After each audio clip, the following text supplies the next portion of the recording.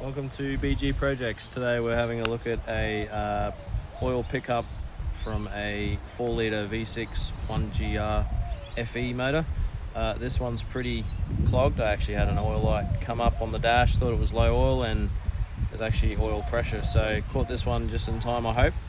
I don't know if you can see in there, but there's a lot of sludge in there.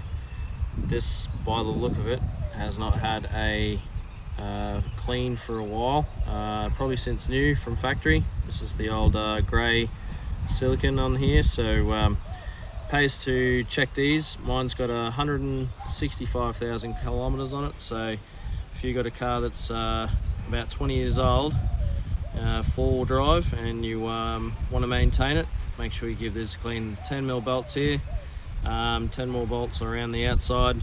Pretty easy to take off. Give it a go. Cheers. So continuing on from that video the other day, we pulled off the oil pickup just up in here. It was pretty dirty up in here, and I've decided to give it a clean.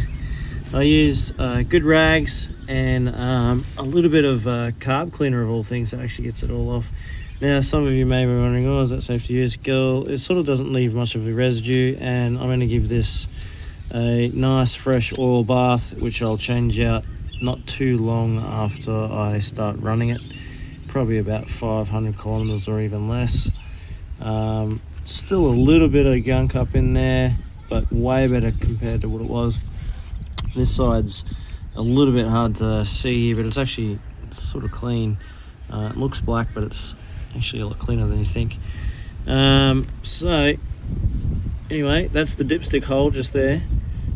Quite hard to get up in those areas and clean the rest of the gunk out, but I'm pretty happy with that. Anyway, you guys, if you're having the same problem, oil light flickering, definitely look at your pickup. Sometimes you can see it through the little oil sump plate here once you take the bolt out and you shine a torch up. So definitely have a look at these. Anyway, cheers. I hope this helps. Here's a quick video of just the sump pickup on. Now that's all being cleaned. Just to let you know, there is a little gasket just at the back here. You might not be able to see that. You can sort of see the tab there, so that little gasket got to go on. You can reuse it, just careful not to over tighten these. I think they're about 10 Newton meters. You can look them up, but yeah, don't over tighten too much. Anyway, we're gonna go put the RTV on the other side of the sump, and we're going to bolt this back up. I believe these little bolts are 10mm, and they're also about sort of 8 to 10 Newton meters. Like I said, you guys can look this up. Make sure you have a clean surface. I've cleaned this. It's still going to stick to that other material as long as it's pretty smooth, pretty clean. Just get it all nice and clean. Right, we got the little sump here. I've gone ahead and gasket glued it. Use a quality one. I mean, you only want to do this once. Don't really want to be trying to seal it up again. I've used some JB Weld Ultimate Grey. That's what I found to be pretty darn good for these type of jobs. Right, we're going to go put this up. Make sure you give it a clean, obviously, first. It's, even though that's been scrubbed hard, it's got some stuff on there, but there's nothing left in the bottom, so that's a good sign. I'm going to go put that up, and yeah, we'll see that on in a minute. Like I said, don't over tighten these ones. These are in about 8 to 10 Newton meters. We'll go put that up and we'll see how that looks. And yeah, by the way, actually, last thing, this goo, I would give about 4 hours to dry.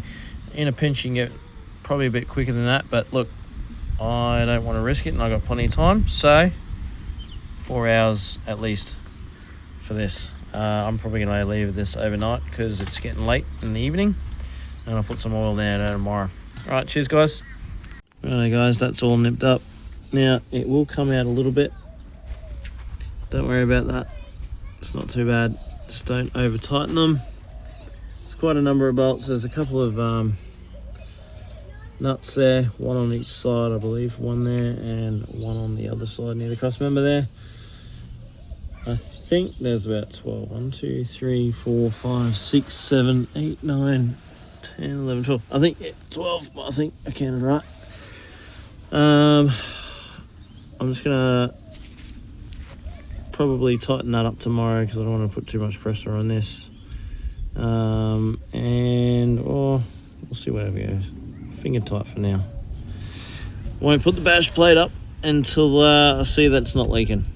I hope it doesn't leak, and I hope yours doesn't leak either. Righto, I hope this helps. And if you wanted to see the bucket of sludge that come out of just from the cleaning, you can have a look at that. It's pretty gross.